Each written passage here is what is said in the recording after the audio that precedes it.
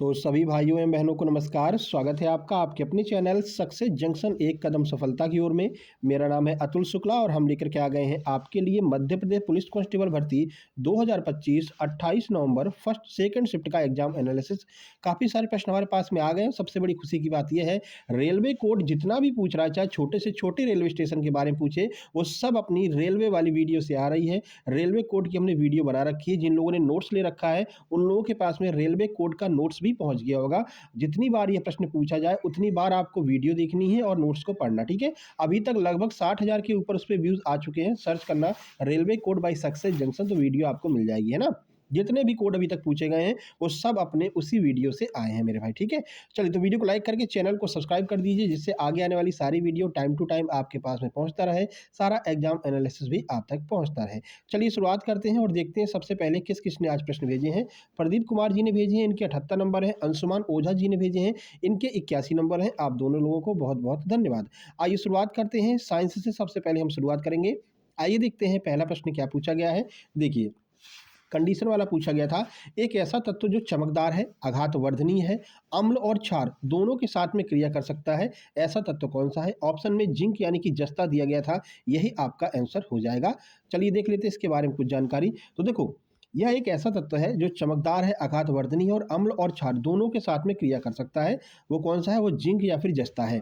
यह एक उभयधर्मी है, जिसका अर्थ है कि यह अम्ल और क्षार दोनों के साथ में प्रतिक्रिया कर सकता है और प्रतिक्रिया के दौरान हाइड्रोजन गैस उत्पन्न करता है। तो 2-3 प्रश्नों की जवाब आपको यहाँ पर मिल गए। पहली बात, ऐसा कौन सा तत्व है? तो वो आपका जिंक यानी जस्ता है, जो चमकदार है, अम्ल और क्षार दोनों के साथ में क्रिया करता है और प्रतिक्रिया करने के बाद में ये कौन सी गैस उत्पन्न करता है? तो हाइड्रोजन गैस उत्पन्न करता है। ये भी आपको ध्यान रखना है मेरे भाई। चलिए आगे बढ़ते हैं और देखते हैं अगला प्रश्न। अगला प्रश्न देखने से पहले आप लोगों को बता दें, आप देख ही रहे होंगे अपने नोट्स से सीधे सीधे प्रश्न पूछे जा रहे हैं। चाहे वो रेलवे कोड हो, चाहे वो बांध हो, चाहे वो आपका विद्युत परियोजनाएं हो, चाहे वो मेगावाट परियोजनाएं हो, सीधे अपने नोट्स से प्रश्न पूछे जा रहे हैं। और हमने वही नोट्स तैयार किए हैं जो एप्टेक अभी नए नए पूछ रहा है ना। कुछ नए ऐसे टॉपिक हैं जो अन्य किसी ने नहीं पढ़ाए हैं, लेकिन हमने जो है उन पर नोट्स तैयार किए हैं और वही नोट्स आपको प्रोवाइड कराते हैं। इसी वजह से अच्छे अच्छे नंबर आपको देखने को मिल रहे हैं जिन लोगों ने नोट्स लिया है। जैसे कि इनके 86 नंबर है, रायकर जी के आपको ये दिखाई दे रहे होंगे 86 नंबर, खुद मैसेज करके उन्होंने बताया है। 80 नंबर ईडब्ल्यूएस कैटेगरी से कान्हा गुर्जर जी के हैं। अरविंद जी के आपको पता है 83 नंबर आए थे। गौरव शर्मा जी के 78 नंबर आए थे, ठीक है। तो ये बहुत सारे ऐसे उदाहरण हैं जिन लोगों ने मात्र 3 से 4 दिनों में हमारे नोट्स को कंप्लीट करके, आप 6-6 7-7 घंटे पढ़ेंगे तो 2 से 3 दिन में भी आप इन नोट्स को कंप्लीट करके जा सकते हैं ना। तो क्या-क्या मिलेगा सर इस नोट्स में, ये भी बता दीजिए। तो एमपी पुलिस कांस्टेबल के कंप्लीट सुपर सिलेक्शन नोट्स मात्र 189 की जगह अब 179 रुपए में उपलब्ध हैं। इसमें आपको क्या-क्या मिलेगा? गणित, रीजनिंग, सामान्य ज्ञान, विज्ञान, एमपीजी के इन सब के कंप्लीट सुपर सिलेक्शन नोट्स रहेंगे, सबके कंप्लीट प्रैक्टिस सेट रहेंगे। जितना भी एग्जाम एनालिसिस अभी तक हमने कराया है उन सब की कंप्लीट पीडीएफ आपको मिलेगी। जो भी स्पेशल वीडियो है, जैसे कि रेलवे कोड हो गया, डैम हो गए, मेले हो गए, त्योहार हो गए, जनजातियां हो गई, इन सब की कंप्लीट पीडीएफ आपको मिलने वाली, ठीक है। तो ये सारे नोट्स आपको मिलेंगे। इसके अलावा जिन लोगों का एमपीएसआई का एग्जाम बिल्कुल सामने आ चुका है, आपको पता है फॉर्म बहुत कम भरे गए हैं, बढ़िया मौका है आपके पास में, वो एमपीएसआई के कंप्लीट सुपर सिलेक्शन नोट्स मात्र 199 रुपए में ले सकते हैं। इसमें क्या क्या मिलेगा? तो 8-9 सब्जेक्ट जितने भी आपके हिंदी, अंग्रेजी और नागरिक शास्त्र, तर्क शक्ति, इन सबके कंप्लीट सुपर सिलेक्शन नोट्स मात्र 199 रुपए में आपको उपलब्ध कराए जा रहे हैं, ठीक है। अब ये नोट्स प्राप्त कैसे कर सकते हैं? तो छोटी सी प्रक्रिया है। ये क्यूआर कोड आपको दिखाई दे रहा है, इसका स्क्रीनशॉट खींच लीजिए और सबसे निवेदन है, कोई भी फेक ऐप से पेमेंट मत करना या फिर ₹1 एक पेमेंट करके उसके आगे 79 लिख के ये कारिस्तानी करके मत भेजना। ये सब चीज़ें पकड़ में आ जाती है ना। तो क्या करना है आपको? क्यूआर कोड दिखाई दे रहा है, इस प्रकार आपको एमपी पुलिस कांस्टेबल के या फिर आपको होमगार्ड्स के या एएसआई एलडीसी के नोट चाहिए तो मात्र 179 रुपए का पेमेंट करना है। उस पेमेंट का स्क्रीनशॉट इस व्हाट्सएप नंबर पर सेंड करना है। अगर आपको एमपीएसआई के नोट चाहिए तो मात्र 199 रुपए का पेमेंट करके उसका स्क्रीनशॉट इस व्हाट्सएप नंबर पर सेंड करना है। अगर आपको ये दोनों नोट्स एक साथ में चाहिए तो मात्र 300 रुपए का पेमेंट करके उस पेमेंट का स्क्रीनशॉट इसी व्हाट्सएप नंबर पर सेंड करना है। इसके अलावा एमपी छात्रावास अधीक्षक के नोट्स आपको मात्र 190 रुपए में उपलब्ध हैं। तो एमपी छात्रावास अधीक्षक के भी नोट्स आप लोग प्राप्त कर सकते हैं इसी प्रक्रिया के द्वारा। स्क्रीनशॉट जैसे ही आप सेंड करेंगे इस व्हाट्सएप नंबर पर, तुरंत की तुरंत आपको complete super selection notes send कर दिए जाएंगे मेरे भाई, ठीक है। चलिए अब आगे बढ़ते हैं और देखते हैं आज का अगला प्रश्न। आवर्त सारणी से पूछा गया है। आवर्त सारणी के ऊपर अलग से हमने वीडियो बना रखा है और उसकी पीडीएफ नोट्स भी आप लोगों को प्रोवाइड करा दिए हैं जिन लोगों ने नोट्स लिए हैं। प्रश्न है, आवर्त सारणी में हाइड्रोजन को अलग ही क्यों रखा जाता है? कथन बना करके प्रश्न आपसे पूछा गया था, ठीक है। तो चलिए देख लेते हैं। और आज सुबह का एक प्रश्न था, आपको ध्यान होगा, वो छत्तीसगढ़ वाला। तो मेरे भाई ये पूछा गया था कि मध्य प्रदेश जो है वो छत्तीसगढ़ की मतलब अपेक्षा कौन सी दिशा में है, यानी छत्तीसगढ़ को टारगेट में रख करके फिर मध्य प्रदेश के बारे में पूछा गया था ना, इसलिए उसका आंसर जो है वो आपका उत्तर पश्चिम शायद आ रहा था, है ना।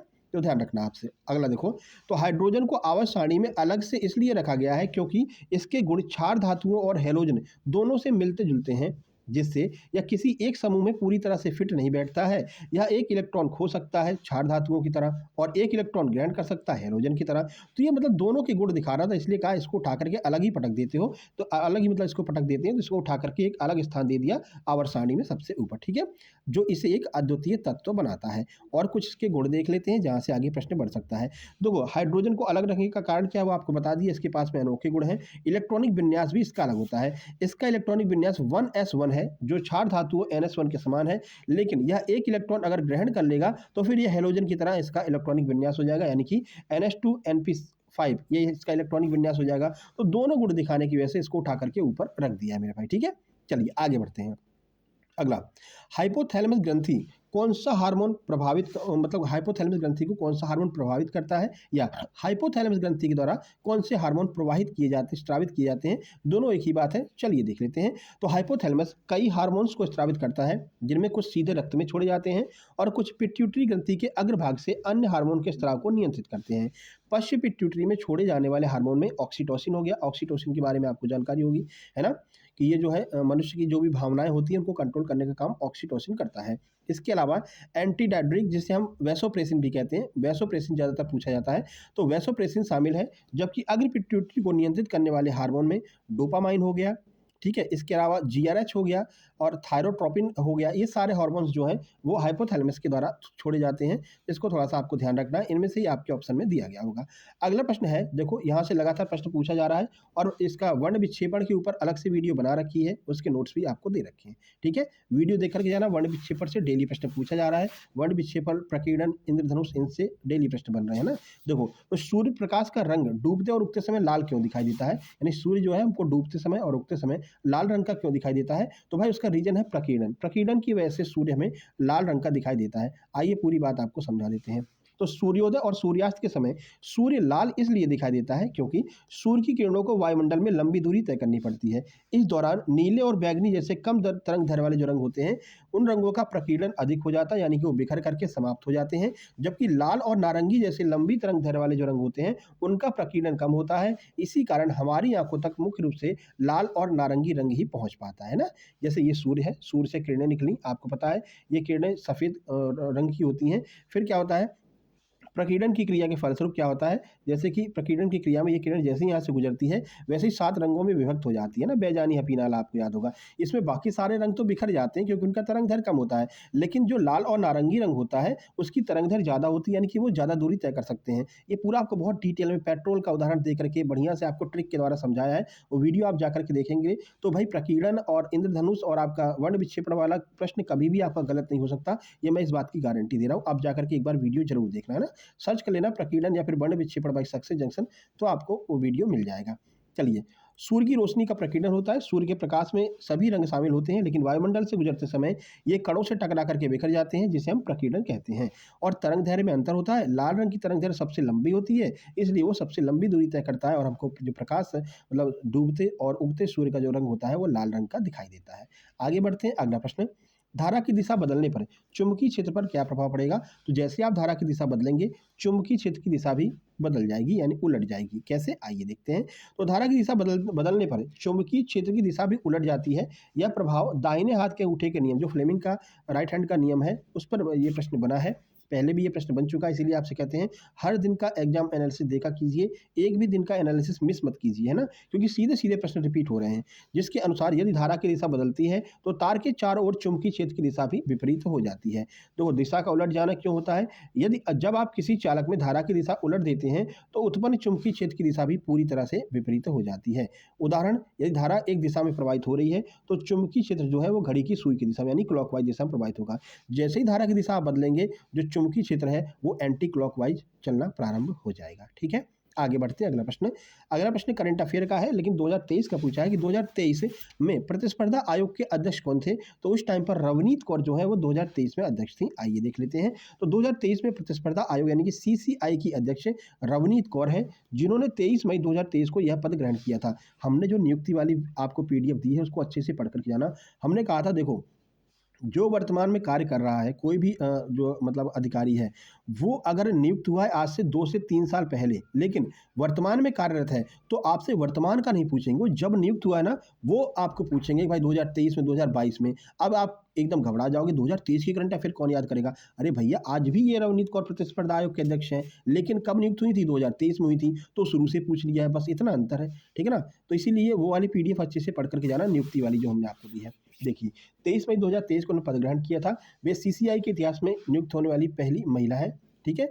रवनीत कौर 1988 बैच की पंजाब कैडर की एक वरिष्ठ आईएएस अधिकारी हैं। अब डेट देखो, उन्होंने 23 मई 2023 को अध्यक्ष के रूप में कार्यकाल संभाला था। अब ये अगले 5 साल तक अध्यक्ष के रूप में रहेंगी। सीधे-सीधे जोड़ लो, 2023 से 2028 तक ये लगातार इस पद पर बनी रहेंगी, यानी वर्तमान में भी ये अध्यक्ष हैं। तो वर्तमान में हैं, इसलिए आपको जो है घुमा करके पूछा कि भाई ये कब नियुक्त हुई थी? तब भी हुई होंगी और आज भी हैं, तो 2023 का पूछ लेते हैं, बच्चे कंफ्यूज हो जाएंगे। ठीक है ना? तो बहुत ध्यान से आपको प्रश्नों को देखना है। अगला प्रश्न है, 7वें खेलो इंडिया यूथ गेम्स कहाँ पर आयोजित किए गए थे? तो ये बिहार में आयोजित किए गए हैं। देखिए, 7वें इंडिया यूथ गेम्स यानी कि KIYG, इसका फुल फॉर्म खेलो इंडिया यूथ गेम होता है। ठीक है? कि मेजबानी बिहार ने की है। यह पहली बार है जब राज्य ने इस प्रतिष्ठित कार्यक्रम का आयोजन किया है। प्रमुख खेल का आयोजन कहाँ कहाँ पर हुआ था? पटना, राजगीर, गया, भागलपुर और बेगूसराय में, इन शहरों में इसका आयोजन किया गया था। अगला प्रश्न, मध्य प्रदेश को भारत का हृदय प्रदेश क्यों कहा जाता है? आइए देख लेते हैं। तो भौगोलिक रूप से जो मध्य प्रदेश है वो पूरे भारत के केंद्र में स्थित है, इस वजह से मध्य प्रदेश को हृदय प्रदेश कहा जाता है। ये आपके ऑप्शन में भी दिया गया था। देखिए, तो मध्य प्रदेश को भारत का हृदय स्थल इसलिए कहा जाता है क्योंकि देश के भौगोलिक रूप से केंद्रीय स्थान पर यह स्थित है। इसके केंद्रीय स्थान के कारण यह एक महत्वपूर्ण व्यापार और यात्रा केंद्र है जो उत्तर और दक्षिण भारत को जोड़ता है। इसके अलावा यह खनिज संसाधनों में भी समृद्ध है, क्योंकि हीरा और तांबा जो है अपने यहाँ सबसे ज़्यादा पाया जाता है। तो ये जो भारत की अर्थव्यवस्था है उसमें भी महत्वपूर्ण योगदान रखता है। इसलिए ये अपने मतलब कि मध्य प्रदेश को अपने पूरे भारत का हृदय प्रदेश कहा जाता है मेरे भाई। आगे बढ़ते हैं, नंबर 10, इनमें से मध्य प्रदेश की कौन सी जनजाति कम लोकप्रिय है लेकिन सामाजिक रूप से महत्वपूर्ण स्थान रखती है? ऑप्शन में बैगा, भील, तो ये सब तो बहुत लोकप्रिय हैं। पनिका दिया हुआ था, पनिका जनजाति कम लोकप्रिय है लेकिन महत्वपूर्ण स्थान रखती है। कैसे? आइए देख लेते हैं। तो पनिका जनजाति मध्य प्रदेश की एक कम लोकप्रिय लेकिन सामाजिक रूप से महत्वपूर्ण जनजाति है। यह पारंपरिक रूप से बुनकर समुदाय है जो बुनने का काम करता है और इसकी सामाजिक धार्मिक प्रथाएं अनूठी हैं। पनिका जो है वो कबीरपंथी और शाक्त दो मुख्य समूहों में विभाजित है। इनकी संस्कृति पड़ोसी समुदायों के साथ में घुल मिल करके विकसित हुई है। देखिए, पारंपरिक पेशा क्या है? तो पनिका लोग बुनकर जाति के हैं जो कपड़े बुनने का काम करते हैं। सामाजिक विभाजन, ये जनजाति मुख्य रूप से दो समूहों में बटी है। पहला है कबीरपंथी, तो ये समूह संत कबीर की शिक्षाओं का पालन करता है और मांसाहार और मदिरा से दूर रहता है। वहीं दूसरा है शाक्त, तो यह समूह मांस और शराब का सेवन करता है और परंपराओं में अधिक आदिवासी शैली का पालन करता है। तो पूरा डिटेल में आपको समझा दिया है। आगे यहाँ से प्रश्न बनेगा तो आप आसानी से सॉल्व कर लेंगे। अगला देखिए, पीर बुधान का मेला लगातार पूछा जा रहा है। अभी कल भी हमने आपको इसके बारे में पूरा डिटेल में जानकारी दी थी। आज पूछा है पीर बुधान का मेला किस माह में लगता है? मंथ पूछा गया है। तो अगस्त और सितंबर के महीने में पीर बुधान का मेला लगता है। मेले वाली पीडीएफ अच्छे से देख करके जाना जिन लोगों ने नोट्स लिया है, और मेले वाली वीडियो जो लोग नोट्स नहीं लिए हैं वो वीडियो देख करके जाना। सर्च करना सक्सेस जंक्शन फेयर, तो आपको मिल जाएगी। तो मेले वाली वीडियो जरूर देख करके जाना। देखो, प्रश्न क्या है? पीर बुधान का मेला अगस्त और सितंबर के महीनों में लगता है। यह मेला मध्य प्रदेश के शिवपुरी जिले के सांवरा क्षेत्र में आयोजित किया जाता है। कब लगता है ये? तो ये मेला हर साल अगस्त और सितंबर के दौरान लगता है। 3 से 4 बार ये प्रश्न पूछा गया। पहला कि भाई ये कौन से मतलब किस धर्म के संत थे? ठीक है, तो ये मुस्लिम संप्रदाय के थे। इसके बाद में ये कहाँ पर लगता है? तो वो भी आपको बताया है। इसके अलावा ये कौन से महीने में लगता है? ये भी आपको बता दिया है। तो ये लगातार प्रश्न पूछा जा रहा है। ठीक है, अगला कहाँ लगता है? तो इसका आयोजन मध्य प्रदेश के शिवपुरी जिले के सांवरा में मुस्लिम संत पीर बुधान की मजार के पास में लगता है। अगला देखिए, ओमकारेश्वर बांध पूछा गया है। ओमकारेश्वर बांध किस नदी पर बना हुआ है? तो ये नर्मदा नदी पर स्थित है ओमकारेश्वर बांध। देखिए, ओमकारेश्वर बांध नर्मदा नदी पर बना हुआ है। यह मध्य प्रदेश के खंडवा जिले में स्थित एक बहुउद्देशीय परियोजना है जिसका उपयोग जल विद्युत उत्पादन और सिंचाई के लिए किया जाता है। यह बांध नर्मदा घाटी विकास परियोजना का हिस्सा है। इसका नाम ओमकारेश्वर शहर के प्रसिद्ध ज्योतिर्लिंग मंदिर के नाम पर रखा गया है, जो नदी के किनारे ही स्थित है। बांध का निर्माण 2003 और 2007 के बीच में किया गया था। अब निर्माण की डेट भी पूछ लेते हैं, तो 2003 से 2007 के बीच में किया गया था। 2007 में ये पूरी तरह से बनकर के तैयार हो गया था और 2007 में कार्य करना चालू कर दिया था। अगला, मध्य प्रदेश में सबसे अधिक बिजली उत्पादन करने वाली जो नदी है, वो कौन सी नदी बेसिन से सबसे ज़्यादा बिजली का उत्पादन होता है? मेगावाट परियोजना वाली जो पीडीएफ है, अच्छे से पढ़ करके जाना, वहाँ से ये प्रश्न बना है। सारे प्रश्न अपने पीडीएफ से ही बनेंगे, आप बिल्कुल निश्चिंत होकर के जाइए। और आज बहुत अच्छे नंबर भी आए, क्योंकि मैथ रीजनिंग भी लगभग 60 से 62 नंबर का आया है और जीके जीएस भी सरल आई है, जैसा कि आपको हमने बताया है। ठीक है, तो चलो, नर्मदा बेसिन से सबसे ज़्यादा बिजली का उत्पादन होता है, आपको पता ही है। चलिए देख लेते हैं। तो मध्य प्रदेश में सबसे अधिक बिजली उत्पादन नर्मदा नदी बेसिन से होता है। इस बेसिन में कई महत्वपूर्ण जल विद्युत परियोजनाएं हैं, जैसे कि नर्मदा सागर, इंदिरा सागर, बरगी बांध, जो राज्य की बिजली आपूर्ति को पूरा करती हैं। नर्मदा नदी बेसिन यह मध्य प्रदेश में सबसे बड़ा और सबसे महत्वपूर्ण नदी बेसिन है। जल विद्युत उत्पादन, इस बेसिन में कई बड़े बड़े बांध हैं और परियोजनाएं हैं, जिससे जल विद्युत का उत्पादन होता है। इन परियोजनाओं में इंदिरा सागर, नर्मदा सागर और बरगी सागर बांध जो है वो महत्वपूर्ण है। ठीक है, तो ये परियोजनाएं न केवल बिजली का उत्पादन करती हैं, बल्कि सिंचाई और जल प्रबंधन में भी सहायता प्रदान करती हैं।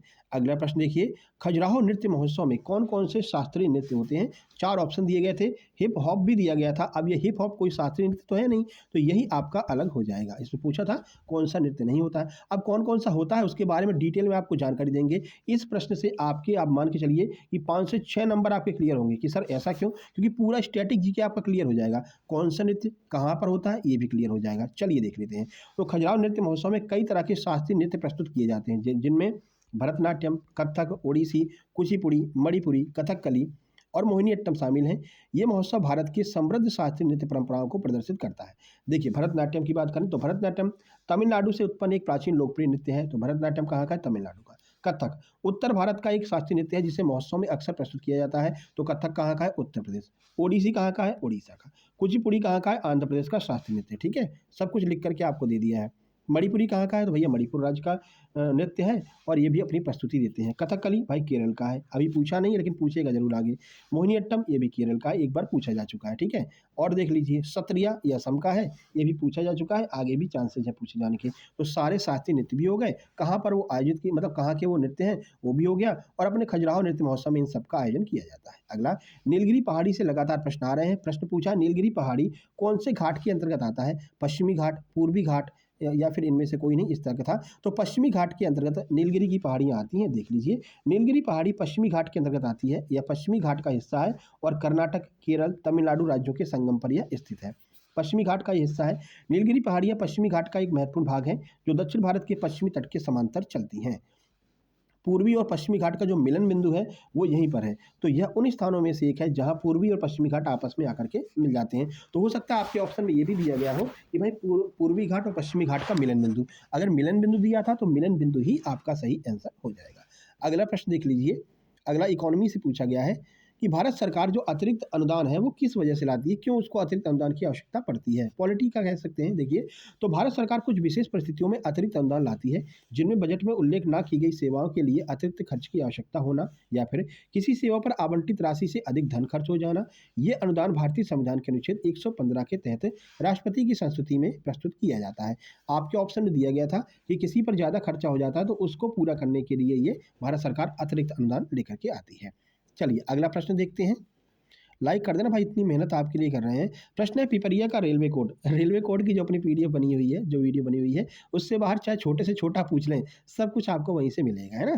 तो देखो, तो पिपरिया का रेलवे कोड पूछा था। पिपरिया का रेलवे कोड पीपीआई है। जब हम वीडियो बनाए थे आपको बताए थे भाई, अगर आपको पचमढ़ी घूमने जाना है तो पिपरिया रेलवे स्टेशन पर उतरना ही पड़ेगा आपको। यहीं से आपको जो है वहाँ पर जा पाएंगे पचमढ़ी पर, तो उससे आपको थोड़ा सा ध्यान होगा। देखिए, तो पिपरिया का रेलवे कोड जो है वो पीपीआई है। यह मध्य प्रदेश के होशंगाबाद जिले में स्थित पिपरिया रेलवे स्टेशन का कोड है। तो कोड हो गया पीपीआई, नाम हो गया पिपरिया रेलवे स्टेशन, स्थान हो गया मध्य प्रदेश। ठीक है, और ये पचमढ़ी जाने के लिए सबसे नियरेस्ट रेलवे स्टेशन है, ध्यान रखना। पचमढ़ी तो यार हमको भी जाना है, अभी गए नहीं है एक भी बार, लेकिन जाने का जरूर एक बार सोच रहे हैं बहुत अच्छी जगह है अपने मध्य प्रदेश की ये तो। अगला, मिडनाइट चिल्ड्रन, ये किसकी पुस्तक है पूछा गया था, तो सलमान रुश्दी की पुस्तक है मिडनाइट चिल्ड्रन। देख लीजिए, मिडनाइट चिल्ड्रन के लेखक सलमान रुश्दी हैं। ये उपन्यास 1981 में प्रकाशित हुआ था और इसके लिए रुश्दी को बुकर पुरस्कार भी दिया गया था। तो लेखक सलमान रुश्दी, प्रकाशक वर्ष 1981 में प्रकाशित हुआ, इनको 1981 में इसके लिए बुकर पुरस्कार भी दिया गया था। आगे बढ़ते हैं, गणित की बात कर लेते हैं, मैथ में। पहला प्रश्न देखिए, प्रश्न है कि एक वृत्त के अंदर दो जीवा एक दूसरे को क्यू बिंदु पर काटती हैं, तो बाहर तो ये जीवाएं हैं, वो बाहर जाकर के कहाँ पर मिलेंगी, ये पूछा गया था ऑप्शन। अगला देखिए, त्रिभुज की त्रिज्या 12 सेंटीमीटर है, व्यास 18 सेंटीमीटर है, तो इसका क्षेत्रफल आपसे पूछा गया था। अगला, एक त्रिभुज की भुजाएं 56, 78, 112 सेंटीमीटर है, तो त्रिभुज का क्षेत्रफल आपको बताना था। अगला प्रश्न है, कॉस थीटा बराबर अगर 1 है तो साइन स्क्वायर थीटा बराबर क्या होगा, ये पूछा गया था। अगला, एक्स प्लस वाई बराबर 10 हो, X Q plus Y Q upon X plus Y बराबर 28 हो, तो एक्स इंटू वाई का मान आपसे पूछा गया था। अगला, मानक विचलन, मानक विचलन की भी वीडियो बना रखी है, पीडीएफ भी आपको दे रखी है, सर्च करना मानक विचलन बाई सक्सेस जंक्शन, तो आपको वीडियो मिल जाएगी। ट्रिक वाली वीडियो है भाई, जरूर देख करके जाना। अब मानक विचलन हो गया, माध्य माध्यिका हो गई, ये प्रश्न जरूर पूछे जाएंगे, है ना। अब थोड़ा सा इसको देख करके जाना, ऐसा ही आबकारी में भी हुआ था। तो इसमें पूछा गया था 30, 32, 33, 34 और 35, इनका मानक विचलन क्या होगा, स्टैंडर्ड डेविएशन पूछा गया था। अगला, 4,50,000 की वस्तु पर 70% की छूट देने के बाद में 10% लाभ प्राप्त करना चाहता है, तो भाई अब इसका क्रय मूल्य कितना अंकित करना होगा जिससे कि 10% का लाभ हो जाए। एक प्रश्न अलजेब्रा का आया था जो हमने आपको भी बता दिया है ना। अगला, 1200 रुपए की किसी वस्तु पर 20% की छूट दी जाती है, तो बताइए उसे कितने रुपए में बेचा गया है। अगला, एक व्यक्ति 5 किलोमीटर प्रति घंटे की चाल से चलता है, 10 किलोमीटर प्रति घंटे की चाल से दौड़ता है। अगर वो आधा घंटा चले और आधा घंटा दौड़े तो उसने कुल कितनी दूरी तय की है। अगला, सिंप्लीफिकेशन के 3 प्रश्न, SICI का एक प्रश्न बॉडमास का और एक प्रश्न आपका ट्रेन से आज नहीं आया था।